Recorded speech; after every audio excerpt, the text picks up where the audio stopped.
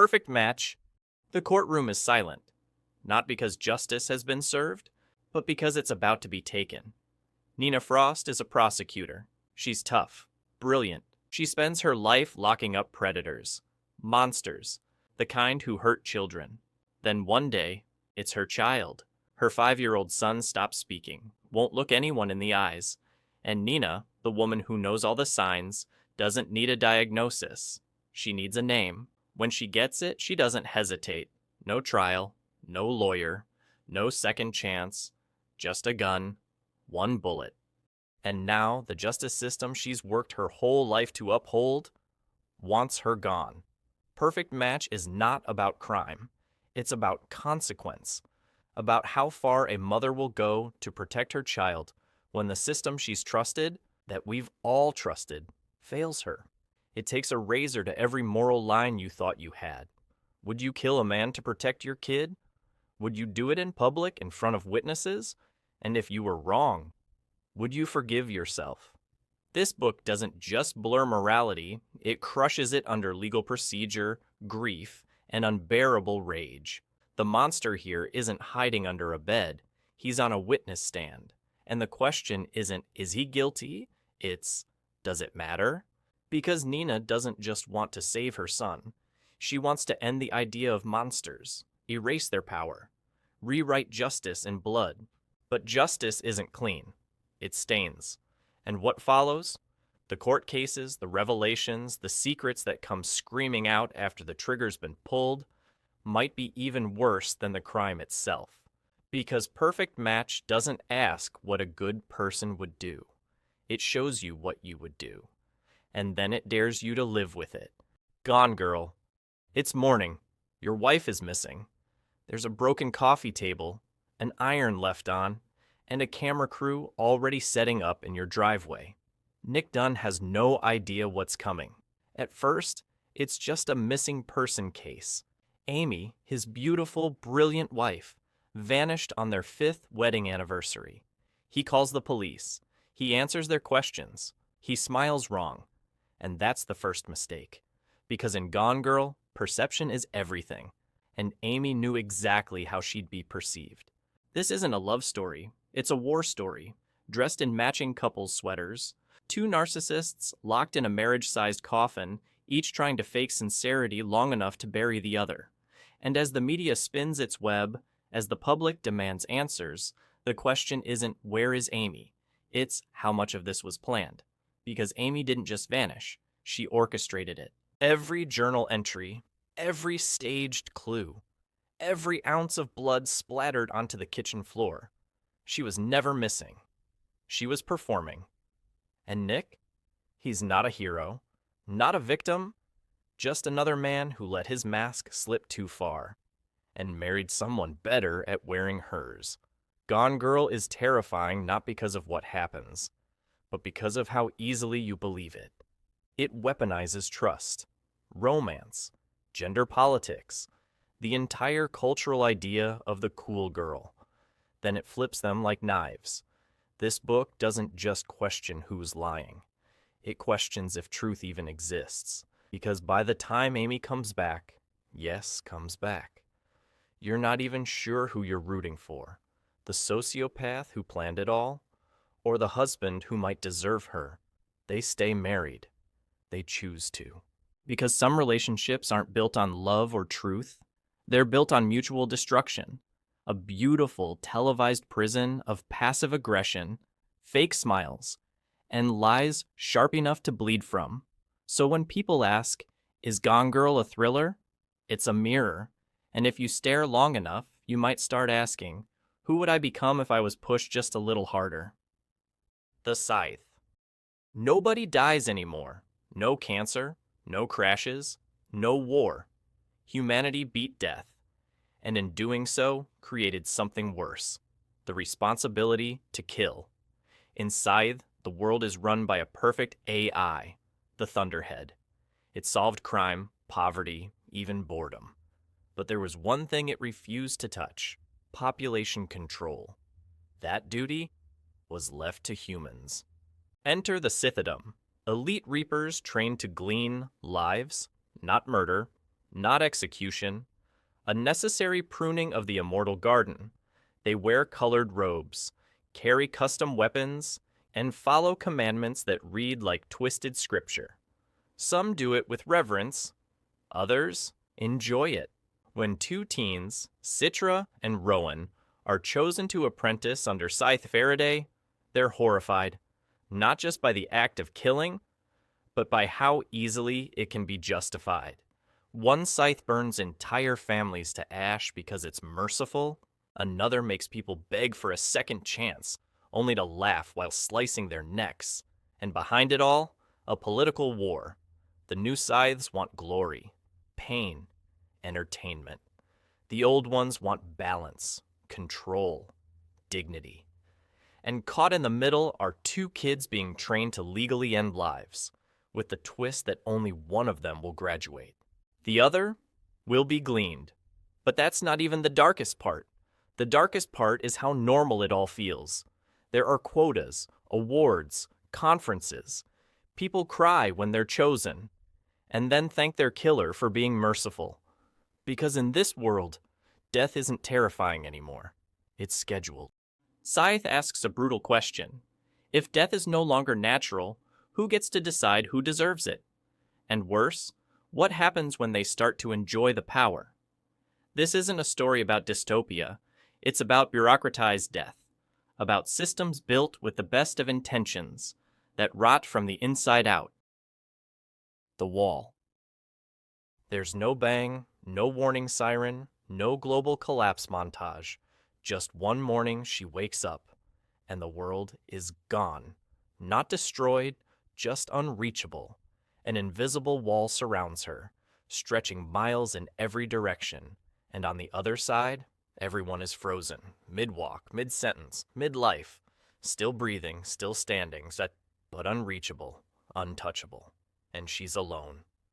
A nameless narrator left in a forest cabin, suddenly cut off from all of humanity, with only a dog, a cow, and survival instinct. What follows isn't an apocalypse. It's a diary of the mind unraveling. She plants potatoes, chops wood, hunts, cares for animals like they're people. Time stretches, seasons pass, years slip into each other, and silence becomes a second skin. The Wall is terrifying because it's subtle. You keep waiting for a twist, a villain, a sci-fi explanation. It never comes, because the horror here isn't what caused the Wall. It's what it reveals, about being human, about how much of your identity depends on other people, how fast the self decays when no one is there to reflect it, when there's no language to bounce off of, no eyes to meet, no clocks to obey. She stops caring what she looks like, stops naming the days, and yet she keeps writing. Because even if no one reads it, something inside her refuses to go fully silent. This book doesn't want to scare you with blood. It wants to whisper something much darker. What if nothing ever happens again? What if you're the last thought trapped in a glass dome, carrying out rituals just to feel real? And what if that's enough? The Wall leaves you asking if survival is victory or punishment.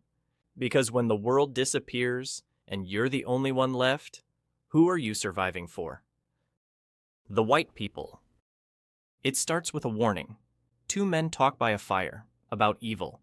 Not the obvious kind, not knives or monsters or war, but something older, deeper. They mention a diary, and then you're reading it. The words of a young girl wandering through woods, hills, ruins. She doesn't describe things, she names them. Not with normal words, but strange ones. Words that feel made up but somehow ancient. Aklo, Nictanthicon, the White People. At first it sounds like fantasy, a child's daydream. Secret games in the forest, white creatures, dancing rituals, whispered languages. But slowly, unease bleeds in. She isn't imagining, she's witnessing. Rites older than Christianity. Paganism without names. Magic without mercy. Creatures without forms. There are no jump scares, just the sense that something is watching and has been for a very long time. The white people is less a story and more an incantation. It doesn't scare you directly. It corrupts from the edges, a fever dream that sounds harmless, until you realize what she's describing. She plays with bones. She visits the Green Book. She talks to figures that may not be human, and she never questions any of it. That's what makes it horrifying, because innocence isn't always good. Sometimes it's the perfect vessel for evil to pass unnoticed. She doesn't know what she's invoking. She just knows how to say the words. Machen never gives you answers. He just leaves trails, rotten breadcrumbs leading deep into a spiritual wilderness. No motives, no jump scares, just a growing terror that evil isn't a force, it's a frequency. And once you hear it, you can't unhear it. You start to see things that were always there. And if you follow far enough, like the girl did, you don't come back. The Dog Stars. The world ended quietly. A flu, then blood, then silence. 9 out of 10 gone. Cities crumbled. Nature moved in. And Hig, just a man with a dog and a plane, flies empty skies over Colorado, waiting for something more than survival. But the Dog Stars isn't about action. Not really. It's about grief that won't die, long after everyone else has. Hig lost his wife, his friends, his voice, in a way. Now he lives in a hangar with his dog Jasper and a man named Bangley, who treats murder like breakfast. Hig flies patrols, grows tomatoes, talks to the static on his radio, even though no one ever answers. And yet, he keeps hoping that someone's still out there.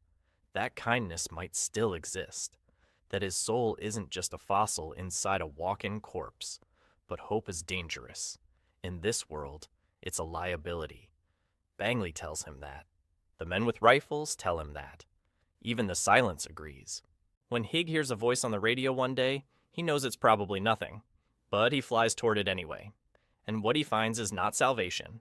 It's a mirror of who he used to be, who he could be again, if the world hadn't become so good at punishing tenderness. It's about how when the world ends, violence is easy, love is hard, not because it's rare, but because it makes you vulnerable. You can live without people, but not without meaning. And sometimes, meaning is the sound of a dog breathing next to you while you stare at the stars and wonder if this is the last night. This isn't the kind of apocalypse with fire. It's the kind with emptiness. Not everyone dies screaming. Some die sitting in a garden, remembering the way their wife once laughed and hoping it wasn't a dream. And maybe that's worse. Parable of the Sower. The year is 2024, and America is on fire. Water costs more than gasoline. Neighborhoods burn. People live behind gates with guns.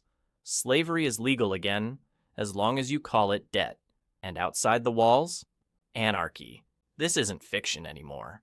In Parable of the Sower, Lauren Olamina is 15, and she knows her world is ending. She sees the hunger, the addicts, the rising sea levels, the privatized police. She sees her neighbors pretending they're safe, as long as they pray hard enough. But Lauren doesn't believe in comfort. She believes in change. She was born with something called hyperempathy. She literally feels other people's pain. When someone's stabbed, she crumples. When someone's shot, her body bleeds sympathy. And yet, she walks. Because one night, the gates fall. Her father vanishes. Her home is burned. And she is forced onto the road, barefoot, armed, and half-broken, searching for anything that could still be called a future. But this isn't a survival story. It's a scripture in progress. Because as Lauren walks, she writes, a new religion, a new truth. Not about punishment or sin, but about adaptation. She calls it Earthseed. God is change. Not comforting, not kind, just real. And in a world where old gods burned with the churches, maybe that's the only truth left. What makes Parable of the Sower so dark isn't the looters or flames. It's how plausible it all is. Written in 1993, it predicted things we're now living: climate collapse, mass displacement, fascism disguised as order. It shows a world where kindness is punished, belief is currency, and the only thing more dangerous than a gun is an idea that spreads. Lauren becomes more than a survivor. She becomes a seed. And the question Butler leaves us with isn't, will she survive? It's, what kind of god are you becoming? A Clockwork Orange. What's it gonna be then, eh? That's how it starts. And then it hits you. A flood of words that aren't quite English but feel sharp, fast, brutal. You're dropped into the mind of Alex, a teenage boy, a gang leader, a rapist, a killer, and somehow a poet. In A Clockwork Orange, the future is chaos wrapped in candy-colored slang. Teen violence has become recreational art. Children dress like sadists. Language has mutated into something rhythmic and cruel. Ultraviolence, Vidi, droogs. And Alex? He's the maestro of it all, until the system catches him. They don't jail him. They reprogram him. Through a process called Ludovico's technique, they tie him to a chair, force his eyes open, and make him watch horror after horror, conditioning him to feel physical agony whenever he thinks about violence, or sex, or Beethoven. He becomes a good citizen and a broken shell. Because now even self-defense makes him vomit. He can't act on instinct. He's cured but not healed. He's a clockwork toy, beautifully wound, morally castrated. And that's the horror of it. Clockwork Orange isn't asking if Alex was evil, it's asking what's more evil: a man who chooses to do harm, or a system that removes choice altogether. Burgess shows us that free will, even at its ugliest, is still human. And once you take it away, even for good reasons, you're not creating peace. You're manufacturing obedience. This book bleeds with style. It sings in broken tongues. But beneath the nadsat slang and brutal chaos, there's a single terrifying idea. If you erase the possibility of evil, do you also erase the possibility of good? By the time Alex is normal, no one cheers, because he's not better. He's empty, and that silence, that's the scariest sound of all. That's all for today. I'll be making more videos like this in the future, so make sure to subscribe to catch them.